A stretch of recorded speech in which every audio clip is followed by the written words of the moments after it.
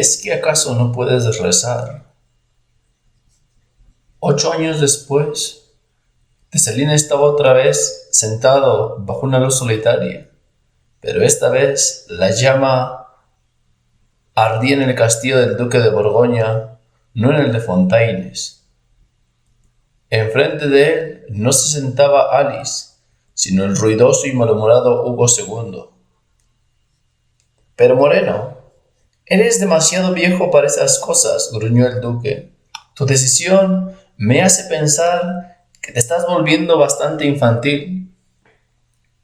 Bueno, su excelencia, contestó Tselín con una sonrisa, ¿no dijo el señor lo que nos pasaría si no nos volviéramos todos como niños? Sí, fue la rápida y seca respuesta, pero no se refería a una segunda infancia. Lo que él nos pedía era la sencillez, no la vejez. Y en esta acción tuya, lo único que veo es la vejez. Vamos, vuelve en ti. No es extraño, señor, que hayas usado la misma expresión que mi hijo Bernardo. Su respuesta a todas mis objeciones y su exhortación final fue: vamos, padre, vuelve en ti. Ese hijo tuyo, Bernardo, me ha causado más problemas en los últimos 5 años que un ejército sitiador. Comenzó por llevarse 30 de mis mejores hombres a Sitiaus. Desde entonces, mi ducado se ha vuelto fanático. Todo caballero presente o futuro se ha marchado a Sitiaus, a Claraval o a cualquier otra de sus filiales.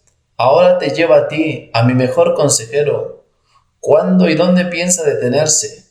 ¿Seré yo el próximo en seguirle? La voz de Teselín seguía muy alegre al responder. Hugo I terminó sus días en Cluny. ¿Por qué Hugo II no habría de terminarlos en Claraval? ¿Por qué es una locura? Por eso. Porque sería una verdadera locura. Vamos, Teselín, ya tienes casi 70 años. ¿Qué puedes hacer tú en la abadía? Teselín, con esa pregunta, se levantó, cruzó las manos a la espalda y comenzó a recorrer la sala de un lado a otro delante del duque de Borgoña.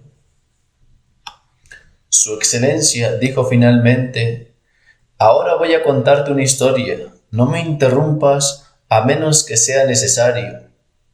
Tengo, como usted dice, casi 70 años. He tenido una vida plena, una vida larga, una vida feliz. Oh, claro que ha habido sombras, tristezas y desilusiones amargas, pero mirándola en su conjunto ha sido una vida feliz. Nací de padres nobles, eso he de agradecerlo a Dios. De mi padre recibí la fortaleza de cuerpo y de mi madre, Eva de Grancy, toda la piedad del alma que haya podido tener. Cuando tenía 25 años, vi el sepulcro de Cristo y puse los pies en el monte Calvario. Eso deja su huella en un hombre, su excelencia. Mi vida fue muy diferente después de eso. En mi camino de regreso de Tierra Santa, estuve a punto de morir a causa de la fiebre. Fui curado por una reliquia de San Ambrosio, y permítame decirle que eso también deja su huella en un hombre. El duque le miraba en silencio. Ya sabe su excelencia que nosotros los nobles guerreros, con nuestra destreza en las armas, llegamos a sentirnos muy autosuficientes, que prácticamente llegamos a olvidar que también somos seres dependientes. Un combate con la muerte o una visita en los lugares que nuestro Señor murió le hacen a uno pensar de manera diferente. Pues bien, apenas mi alma estaba asimilando estas dos experiencias cuando me casé con un ángel. Si es que alguna vez ha existido uno en la tierra. Ella me enseñó más piedad práctica de lo que podía haber aprendido en mi peregrinación. Alice de Montbar, mi señor, era un alma ardiente de fe. Veía el mundo y todas las cosas del mundo a través de unos ojos que usted y yo, y casi todos nosotros, rara vez usamos. Ella lo veía todo a la luz de la fe, lo veía todo como parte del plan de Dios. Nada podía turbarla, porque para ella todos los sucesos eran, de una u otra manera, enviados por Cristo para ella. El contacto constante con una persona así también deja su huella en un hombre. Ella hizo que mi vida fuera diferente. Ella me hizo diferente. Teselín hizo una pausa en su plática, mas no en su recorrido por la sala. Después de dar 2 vueltas en la habitación, continuó su narración en tono más bajo, pero más apasionado. Ella murió joven, dijo al fin. Alice tenía solo 40 años cuando nos dejó. ¿Cómo dolió, Su Excelencia? Me dolió mucho. Daño profundo en la oscuridad de la noche y en la gloria iluminada por la luz del día. Y todavía sigue doliendo. Dicen que el tiempo cura todas las heridas, y tal vez tengan razón. Pero déjeme decirle que se necesita mucho, mucho tiempo para cerrar algunas heridas. Usted me comprende, señor. Estoy hablando de la soledad. No me refiero a la falta de resignación, y yo sé que fue la voluntad de Dios que ella se fuera cuando lo hizo. Estaba resignado entonces y lo sigo estando, pero la resignación no llena el vacío. Claro que no. Y sin embargo, Dios equilibra las cosas. He tenido una segunda Alice en Umbelina. Actuaba como ella, se parecía a ella y casi pensaba como ella. Creí entonces que mi vejez iba a ser vibrante al ver a mis hijos triunfar como caballeros. En primer lugar, Guy, después Gerardo, más tarde el joven Andrés. Creí que mis últimos días estarían llenos del retumbar de los cascos de los caballos y del choque de las armaduras, ya que mis hijos harían todo lo que yo había hecho y aún más. Pero usted sabe lo que ha pasado. Bernardo se los ha llevado a todos. Piense en eso, mi señor, a todos. Y yo me quedé completamente solo en un castillo que estaba lleno de ecos vacíos. ¿No cree usted que eso también fue doloroso? Nuevamente Teselín interrumpió sus palabras, pero no su caminar. Sin embargo, de pronto, se paró frente al sillón del duque y dijo: Ahora, Su Excelencia, déjeme decirle una cosa. Yo he tenido una vida que la mayoría de los hombres llamaría una vida bendecida. ¿Y por qué? Porque nací noble, heredé enormes posesiones, tuve una esposa encantadora, siempre he tenido suerte en las batallas, disfruté del favor de mi soberano y de una familia que era un orgullo. Pero, Su Excelencia, las gentes no saben ver cuál es la verdadera bendición de mi vida. No, pero se la voy a decir. Y voy a decirle que las mayores bendiciones que he recibido en mi vida son las que la mayoría de los hombres llamaría tristezas.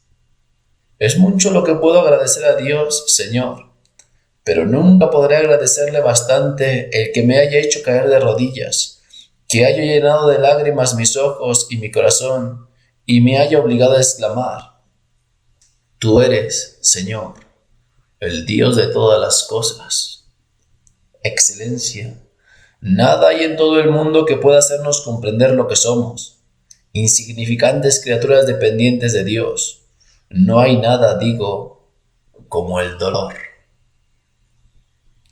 Y diciendo esto, dio un puñetazo sobre la mesa enfrente del rostro del duque de Borgoña.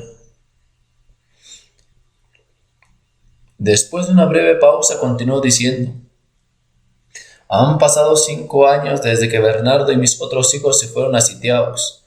Estos han sido los años más largos y más solitarios de mi vida, y, sin embargo, tal vez han sido los más provechosos.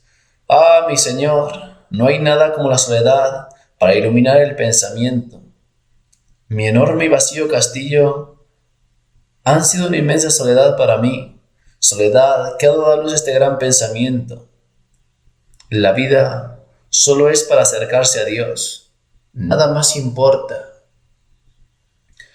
Volvió a recorrer la sala en toda su extensión y dijo: Bueno, volviendo al punto en que estábamos, ya sabe que Bernardo estuvo en Fontaines hace poco tiempo. Sabe también que predicó un sermón muy duro sobre el infierno. Pero lo que usted no sabe es que él y yo sostuvimos una larga conversación, en la que le dije gran parte de lo que ahora le estoy diciendo. Su respuesta fue que Dios me estaba llamando al claustro. No puedo decir que estuviera sorprendido, pero le presenté muchas objeciones y puse casi las mismas razones que me ha hecho ver usted esta noche. ¿Qué puede hacer en la abadía un hombre de casi 70 años? ¿Y sabe cuál fue su respuesta? No, ¿cuál fue? Él me respondió con una sola pregunta. Me miró y me dijo, ¿es que acaso no puedes rezar? Tecelín dejó que estas palabras hicieran su efecto en el duque antes de continuar, y sin esperar a que le respondiera, dijo, un niño de 7 años puede elevar su corazón y su mente a Dios. Supongo que un hombre de 70 podrá hacerlo también. Tenemos suficientes trabajadores jóvenes y fuertes. Nos hacen falta más viejos que recen con ardor. Marta preparó la cena para el Señor, pero María escogió la mejor parte. Después, Señor, me dijo algo que me ha dado mucho que pensar desde entonces. Es la verdad más consoladora que yo haya meditado en meses, ay, en años. Es el hecho más inspirador que yo haya pensado en toda mi vida. Me dijo, en el mundo de Dios no existe eso que se llama un viejo inútil. Dios nunca hace nada inútil, ni propaga la vida a nadie que no sirva para nada. Mientras un hombre respire, Dios obtiene de él una utilidad especial. ¿Qué es sino sentido común, Señor? Y sin embargo, con cuánta frecuencia hemos mirado a las personas, especialmente a los viejos, como inútiles. Todos estamos equivocados. Dios nunca da la vida a algo inútil. Así, ahora entiende por qué me voy a Claraval. Porque no soy inútil y porque puedo rezar. El duque quedó impresionado por la manera de hablar y por el mensaje de Tecelín. Él vio atentamente cada uno de sus movimientos y comprendió cada una de sus palabras. La última frase le causó tanta impresión que se conmovió visiblemente. Pero antes de que pudiera hablar, Tecelín continuó con su historia diciendo, ahora, Su Excelencia, una última razón. Toda mi vida he sentido gran preocupación por la Iglesia, y toda mi vida el corazón me ha dolido a causa del daño que los príncipes le han hecho a la Iglesia de Cristo. Por eso, era como mi propio corazón hablando cuando mi hijo me dijo, ven a Claraval, a orar por la Iglesia de Dios, ven a llorar por los pecadores. Ahí tiene, Señor, el resumen de por qué un hombre de 70 años va a entrar como lego en la abadía. No es la soledad en que me han dejado mis hijos, es el amor por Dios. Mis brazos son débiles y mi paso lento, pero mi corazón y mi alma pueden elevarse a Él, y eso es oración. No seré inútil, haré penitencia y rezaré. Eso será dar gloria a Dios, y glorificar a Dios es el único fin de mi existencia.